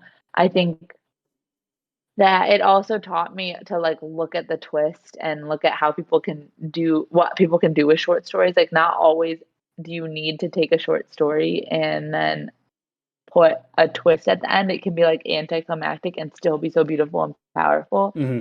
Um, Gabriel Garcia Marquez starts by telling you someone died and then takes you through the whole day to like the death, but you knew they died from page one, moment one, or like right at the beginning. And so I think that that's like a beautiful story. Hmm. Um, Chronicle of a Death Foretold is the book I'm talking about. Um, it's a short read. Yeah. So I like to write. I wouldn't call myself like the most talented writer at all, but I love like the act of writing. I like sitting there and like meeting the character I that's think like randomly coming out of my life experiences and people I've interacted with, but just coming onto a page. I think that that's a cool experience. I think one of like I don't know. I'm probably being kind of a up my own ass about it, but it's like I'd say like the more obnoxious kinds of people with writing are the ones who are like, oh yeah, I'm a great writer. I'm a really good writer. Who I mean, some people have the talent. And I don't think you can necessarily like I've heard someone say this and I think it may be true. I think you can cultivate talent, but like someone needs to have a little bit right at the get-go. Mhm. Which I think everyone actually has, so it's a catch-all. But maybe everyone would be like, no, you're wrong. Or a lot of people would say I'm wrong. But I think like when you have like there's a certain amount of talent that if you have, let's say a pinky's worth, you can actually cultivate it and like Yeah. shape it into But this like is the this thing. I think immense amount of talent But I think it's with like practice. the thing about writing as opposed to say like, being a virtuoso in like an instrument or like, graphical art or drawing.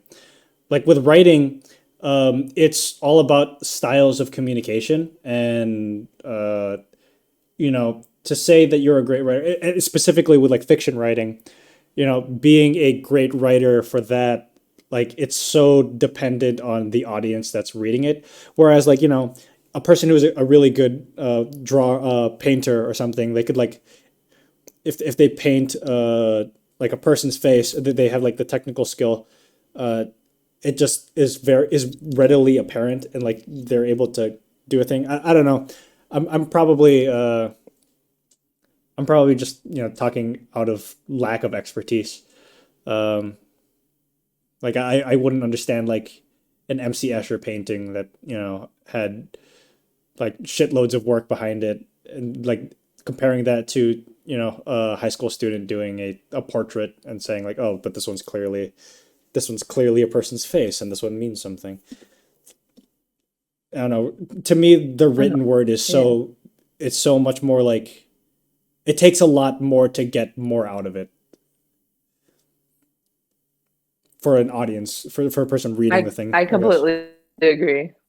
Also, if you want to chop out when I'm like being overly verbose, like let me feel free. It's perfectly I fine. don't want people to get bored. No, a lot of my anxiety with a lot of these podcasts is just like too much dead time, and even especially like me talking way too much and not like I have guests on every single episode has me in it. We don't need to hear shitloads of me talking. No, it's nice to hear you though. But yeah, no, it's way better when it's a conversation. And I think sometimes I'm like, oh, let me just tell you all of my stream of consciousness right now. And okay, this is something that's like really particular to me. Mhm. I try to use like idioms and like phrases that are very, like common US phrases, and Mhm. I just do them horribly wrong, Oh. like all the time. And I'm like, people get the gist of it. But I was talking um the other day to like someone who really spends a lot of time with me and like has seen this happen over and over again. Mhm. And he goes like, yeah, your most recent one was you tried to be like, I don't want to invent the wheel here.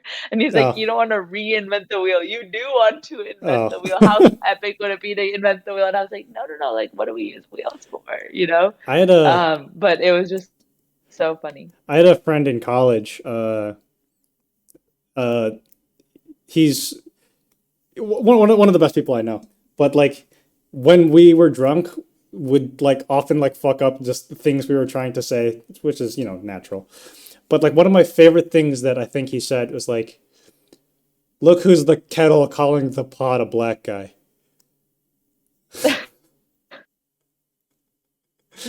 Oh no. It was funny. It was It's funny because I don't even know what the actual like I think I know what you're talking about, like kettle calling the the pot calling pot. the kettle I black. don't even know the oh, Yeah, oh, okay. but look who's the kettle calling the pot a black guy. Or maybe it was like who's the kettle? Look who's the kettle calling the black guy a pot. But we were talking about I literally we were talking yeah, about writing. I couldn't even tell you what I think that actually like what is look who look who's the pot calling the kettle black. What does that mean? Like I think I know it. I don't actually know what it means. They're both like at least like when everything was cast iron, they were both like black dishware, and so I was like, you're the same thing Oh, calling this other thing this negative thing, but you're the the exact same yeah. thing. Damn, that's interesting. Yeah, it's always interesting like learning. Anyways, It's always interesting also learning like the background of sayings, like where it originally came from. Like a stitch in time saves nine. Have you ever heard that expression? hmm Do you know what it means?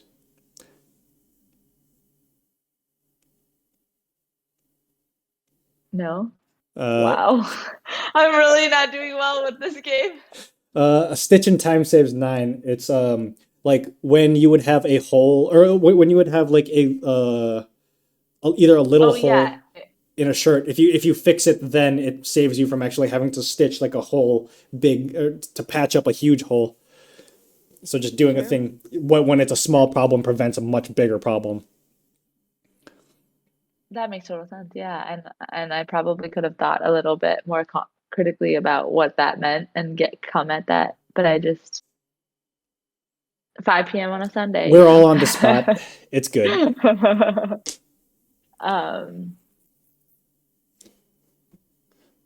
yeah, this is really fun. I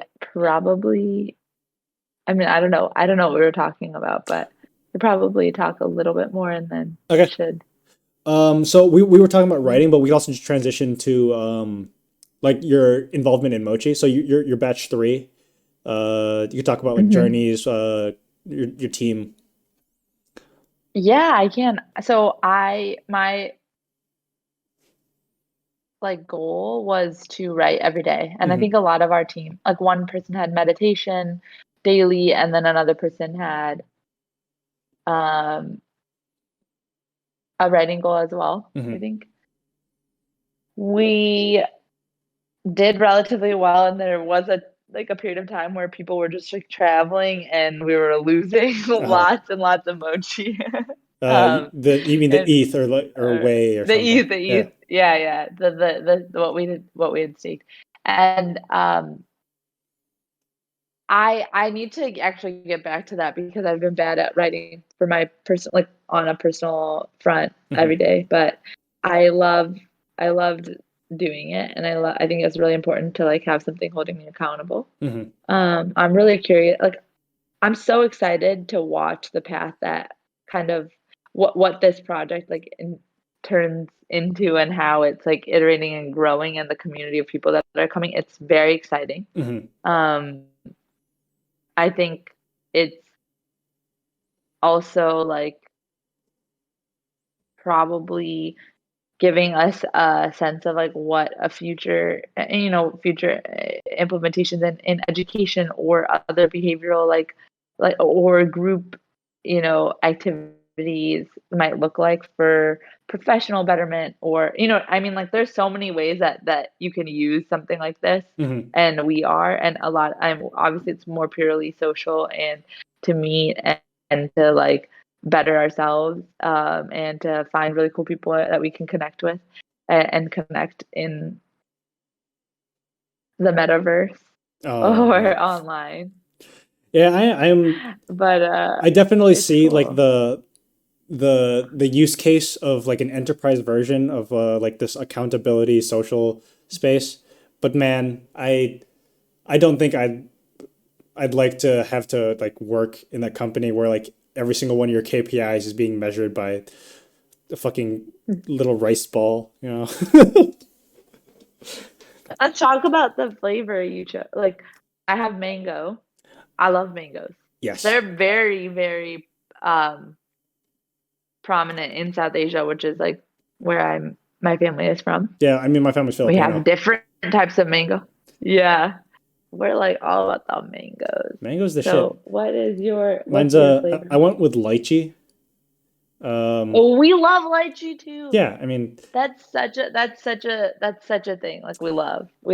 I love lychee. Sometimes I get lychee instead of boba, mhm. Insane. This is actually one of the things that my wife like she semi frequently mentions like one of the things she misses the most about. So we lived in China before we were in Ukraine, and one of the things she misses the most is just like the variety of fruits. I mean, like minus the durian smell that was that was every once in a while in the vicinity. Um, just like the variety of Oh, I like just went back. yeah, That smell was insane. yeah.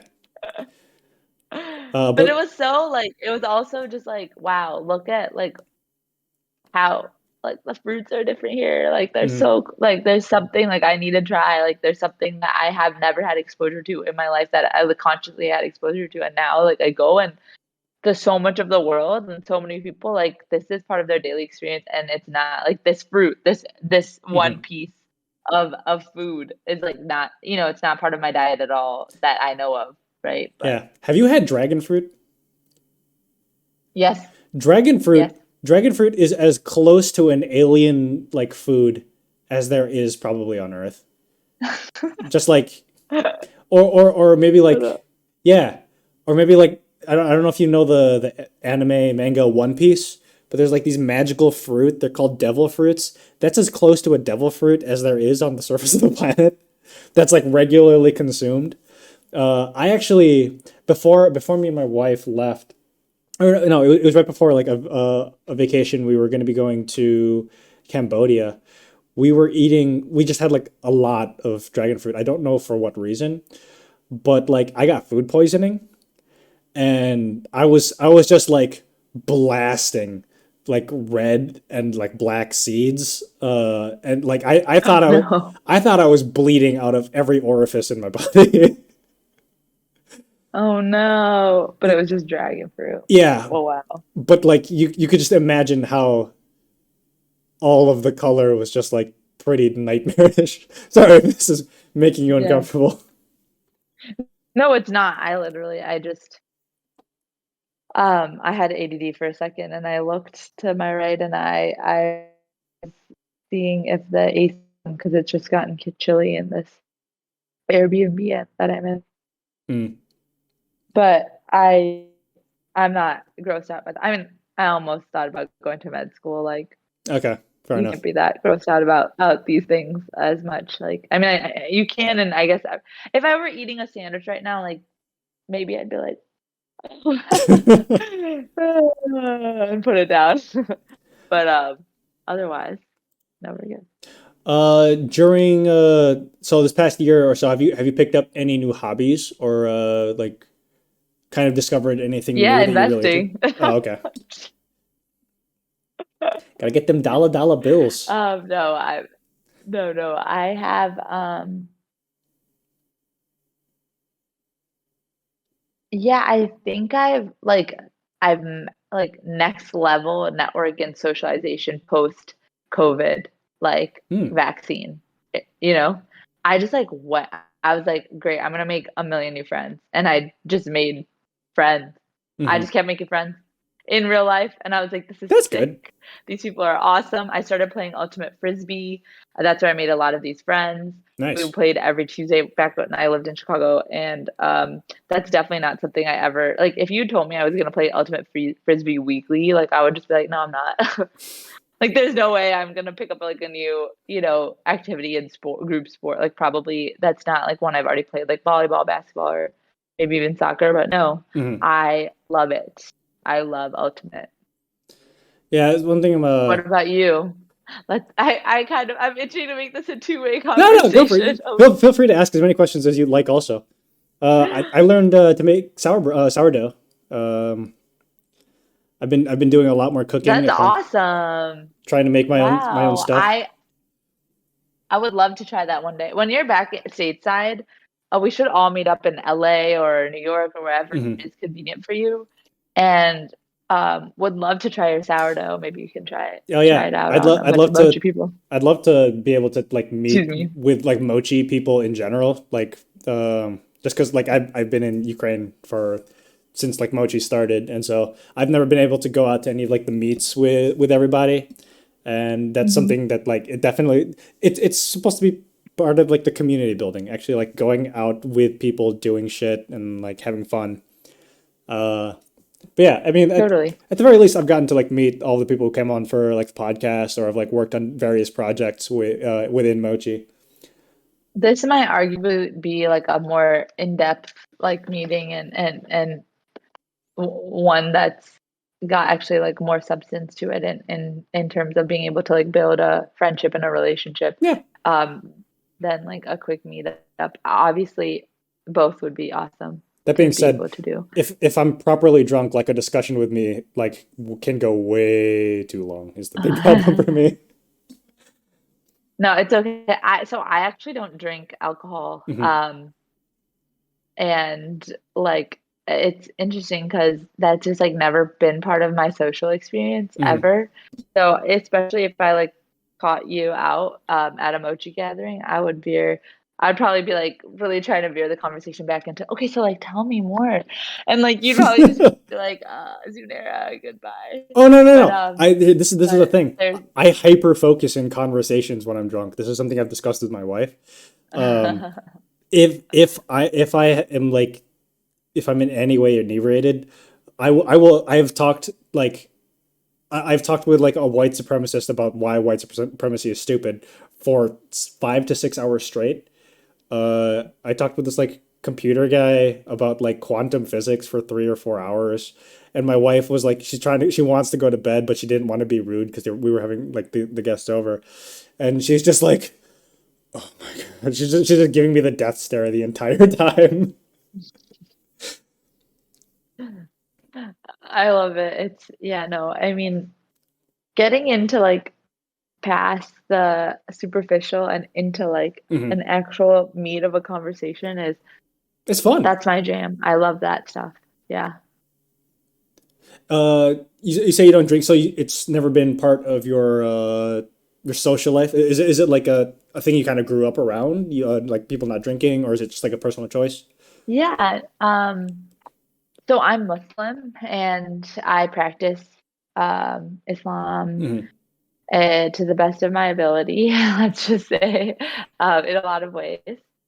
It's like a very core, I think, identifying piece Hmm. for me. So my family, we didn't grow up with alcohol Hmm. in at home, and I just never was that curious about it. I was like, dang, I like am already like I would say I'm an extrovert, so in social situations I didn't really need a social lubricant. So when we got to college and everyone was partying and drinking, I was still making friends. Hmm. And I would just like I felt very comfortable with that. And I think I've always been someone who never really was influenced to like try something um like I do try a lot of things Hmm. that are unexpected. For instance, But not like you nothing that know, would like put you out of your comfort zone, or like that needed to like well, push I you into mean, the. I like when I was 18 decided to travel to the border of Syria, which is probably the dumbest thing like anyone could ever do, Uh, right? But like that to me was not changing the core of like who I was. I was actually like leaning into who I am, which yeah, is it's like a like a very validation inquisitive of your person. your Um, beliefs. Yeah. yeah, I think with like substances, I so I pray 5 times a day. I've like read about these things and I think about like how things might like improve your life, but also like might cause a shift or like deter you from achieving Yeah. like some of the goals that you have or like making you a better human being to those around you. And if something like makes enough sense where I'm like, okay, I actually don't need this, or this is like, and this is also prescribed to me as like something either should do or shouldn't do, Hmm. and then I will actually decide whether I want to like add that practice into my life, or how to do it like more swiftly and more often. And like for instance, like with praying 5 times a day, I'm not always focused on the prayer and totally present. I would say like 90% of the time, I'm just like seeking that. If people, when people would talk about meditation, they talk about like a point after where they just like come out Yeah. and it's just like a lot of clarity. Yeah. Like I'm Most. seeking, that is probably 99% of the time is me just trying to do the act of Yeah. like getting my brain there. And then maybe 1% of the time during a prayer, I'll like hit that. And I think like there's value in trying and trying and trying and trying and trying and creating this like consistent practice. And so Hmm. there's certain things where like I just didn't have to add into my life that I thought would like deter from like the like my spiritual connection and stuff. And Hmm. so I never did it, even though I wouldn't call my family like very strict. I would say like I was taught this is not allowed in Islam and this is allowed and this is what's preferred and this is what's not Hmm. preferred. Um, and then I was at a certain point, you just have to make decisions for yourself. And so I think like I've found a lot of my connection and like my spiritual um alignment Hmm. at a stage where I was like more, stepping into adulthood Hmm. and like trying to figure out who I was independently because being an only child, you spend a lot of time with your parents Yeah. I and you imagine. actually like I personally was pretty like sheltered in some things, but I was exposed to a lot of other things. So I was like, okay, like now it's like free reign. Like I'm not at home. I need to figure out who I am in this world. And I've thought about like my narrative before, Hmm. but now let's see like how much of this stuff sticks or how much do I want to explore and how much of this is just like not something I need to like try or do. But like because I'm like content with who I am and as I am. And I think with certain things, I really was lucky in not feeling like like external need to do things. I don't think people push me to do things Hmm. either. I think I just like, you can tell I know sometimes like exactly what I'm gonna do Hmm. when you talk to me. So even if you like try, not that I'm not adaptable for certain things, like I can adjust. And that has more to do with like ideas and conversations Yeah, and I yeah. think like empathy for another individual. But with like acts or putting things into my body, like I do care. Um, Besides sugar, I love sugar. Love it. Put a lot of that in my body. But I think it really matters, and like your physical state and like what you ingest Hmm. affects the way you live in this world. And so I try like a lot I try to do a lot to preserve awareness of like who that is and like be healthy there. That's good. I mean, like, not knocking it at all. It's I think my personal preference with like drugs and alcohol. It's like a new way to just kind of like a Tap different. into spirituality. Well, I'm not much of a spiritual person, but I think it's a Okay. different it's a different form of introspection, of just kind of like self like identifying, seeing what I'm like with altered states of mind.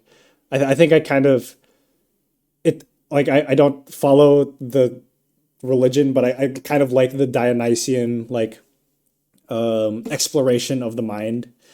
Um, but at the same Yeah, time, I think people have such different approaches to like exploration mhm, and like whether it's spirituality or you want to call it exploration or God mhm, or whatever you think and believe in. And like I definitely like so many people in my life, like they are maybe more aligned with like your approach. mhm. And then I have a lot of people who have like a whole different tradition and approach.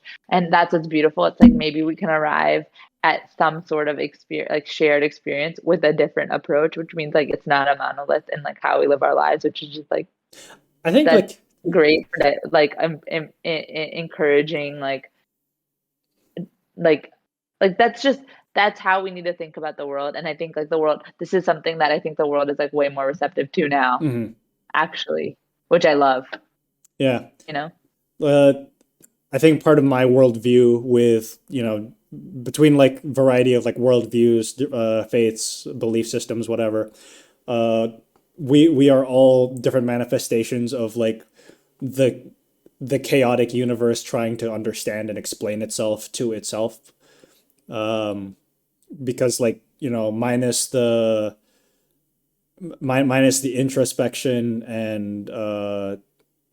and like conscious and individual conscience, like the universe is just happening without any purpose or cause in and of itself, unless there is something trying to understand it, and whether that be some sort of higher being that constructed it, or the people or the entities living within it that are capable of self-actualizing or contemplating themselves.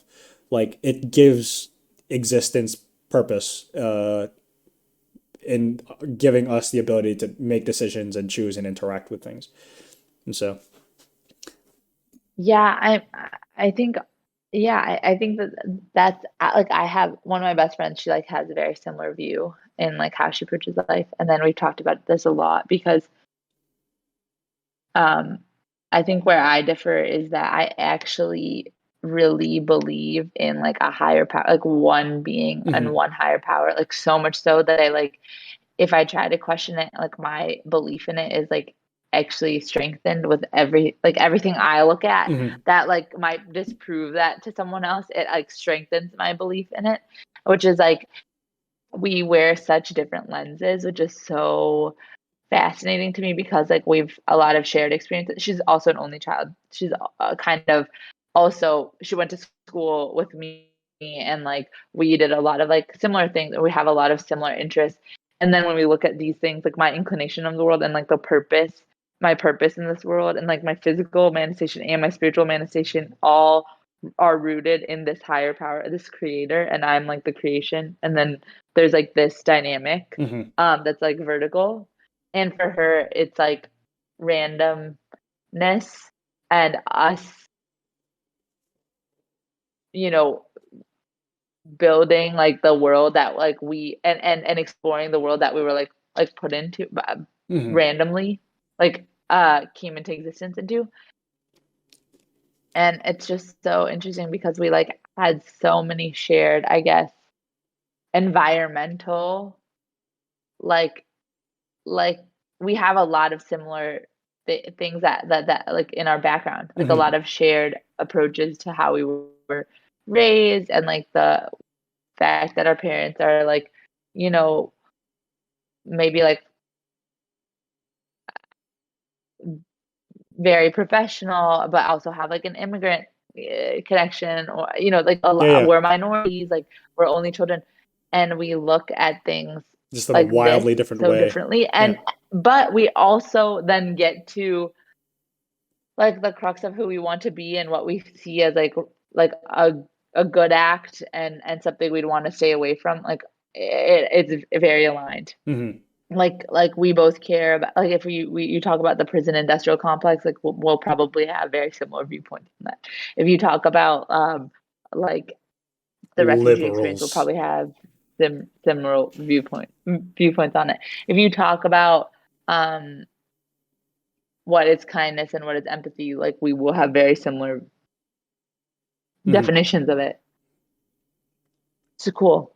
Yeah, I was in, or like my work study job in college, uh, with the coolest work study job title that was also still being paid minimum wage.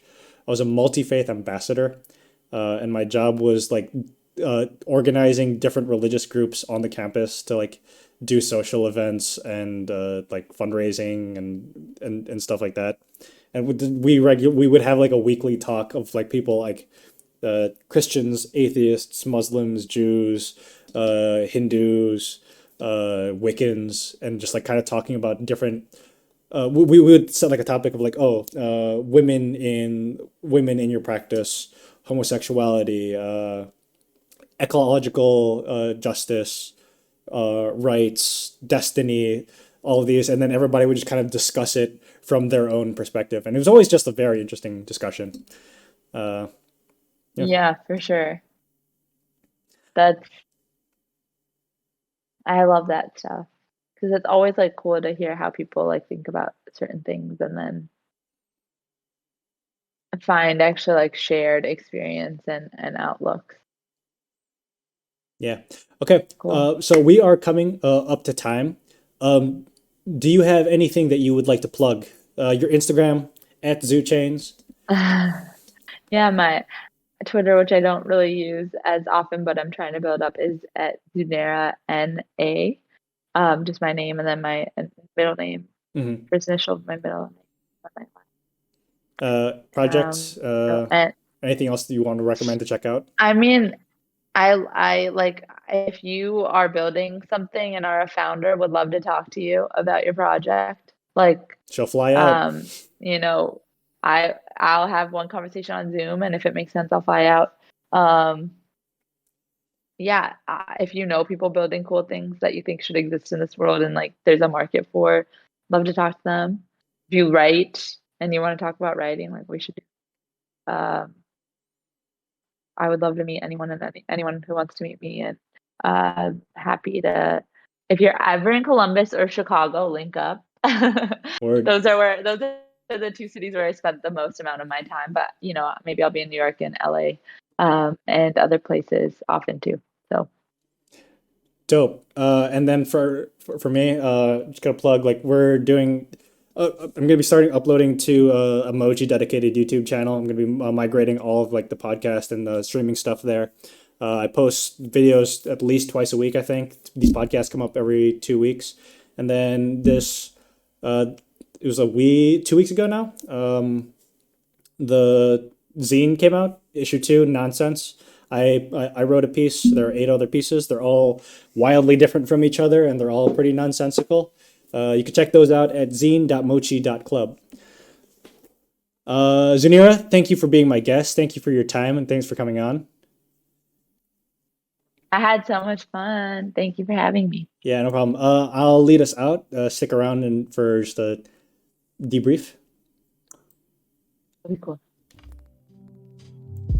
R Mochi Podcast, episode 18. Adios.